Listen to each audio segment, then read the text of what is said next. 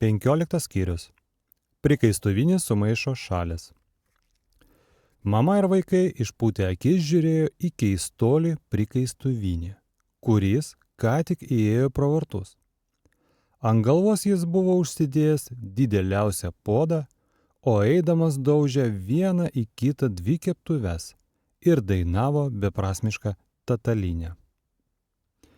2 pupas į podą, 2 vyšnios į burną, 2 pelės arodom ir niekas neniurna. Sulig paskutiniu žodžiu, jis žiebė keptuvę į duris. Mama atidarė. Tik nesidaužykit, paprašė ji. Koks ožys, nustebo prikaistuvinis ir taip trenkė vieną keptuvę į kitą, kad mama pašoko. Paskui jis pamatė vaikus ir pamojavo.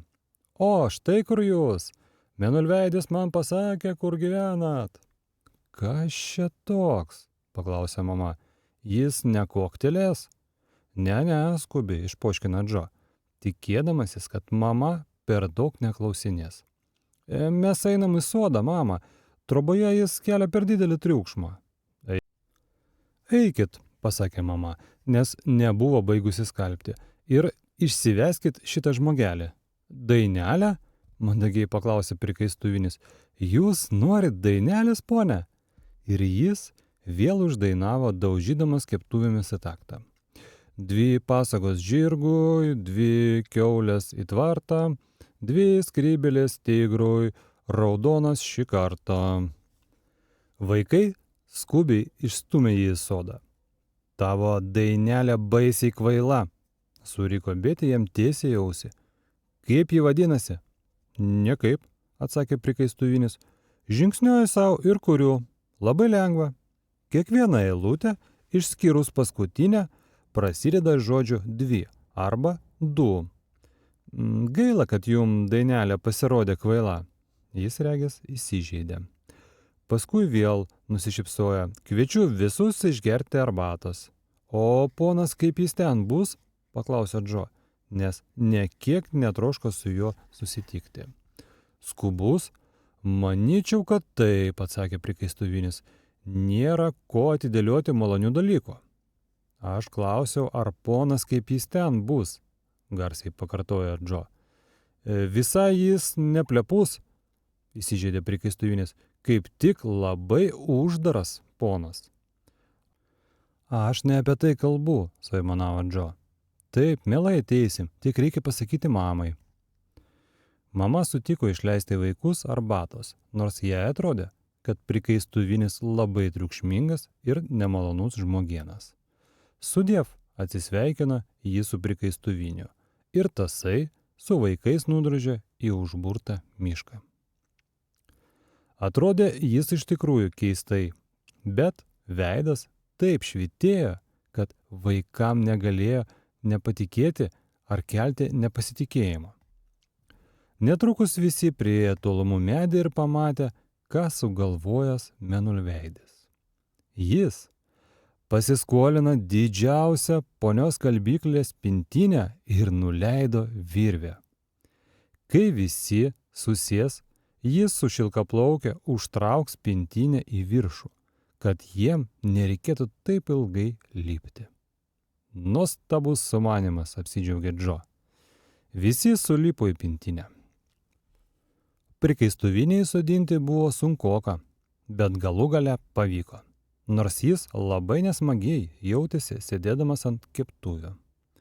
Kylam, sušuko Džo ir pintinė ėmė kilti pro šakas. Kilo tolygiai, vaikam toks neįprastas būdas patiko.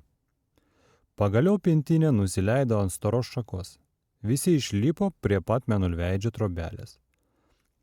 Plačiai šypsodamasis, Mėnulveidis suvyniojo virvę.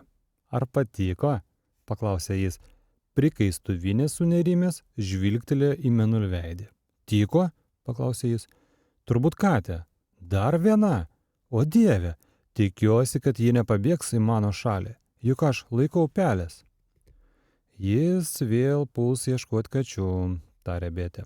Ir tikrai, prikaistuvinis ėmė žvalgytis ir šaukti. Kac, kac, kac. Nepaisykit jo, patarė Manulveidis. Lipkit kopėčiom į viršų, juk jis pakvietė jūs arbatos. Greičiau, prikaistuvinė, pašaukė Džo. Jei nori, kad spėtume išgerti arbatos, reikia skubėti. Šį kartą prikaistuvinis išgirdo. Jis nustojo šaukti katę ir nubėgo prie kopėčių. Lioktelėjo pro skylę debesėje ir atsidūrė viršuje. Vos tik jis dingo iš akių, vaikai išgirdo baisius kliksmus. Oi, ajajai, u. Visi nusigandė klausėsi. Kas jam atsitiko, tarė Džo. Bum, bakšt, burkšt, drinkšt, trakšt. Lik barškintų visais prikaistuviais iš karto, tarė Betė. Ką jis ten veikia? O, rėkė jiems virš galvų prikaistuvinis. Liaukis, nustok. Kažkas jį užpuolė, suvokė Džo ir lioktelėjo ant kopėčių. Greičiau, duosim jo priešam į kailį. Džo nušvilpė į viršų, o jam įkandin Betė, Franė ir Manulveidis. Visi išlindo pro skylę debesyje ir apsidairė. O viešpatė, jie stovėjo nebe prikaistuvinio žemėje, nebe mažutėje šalelėje, gaubiamoje debesų. Šalis buvo visiškai kita. Mano šalis dingo, suspigo prikaistuvinis. Aš nežinojau, čia kažkokia kita vieta. O, nieko nuostabaus, kad jis taip rėkė. Lygus laukas, kuriame prikaistuvinis stovėjo, staiga ėmė tirtėti kaip drebučiai, o paskui išsirietė ir virto kalva. Prikaistuvinis žaibo greitumu nubarškėjo į papėdę. Jo keptuvės dzingsėjo kaip lėkštės.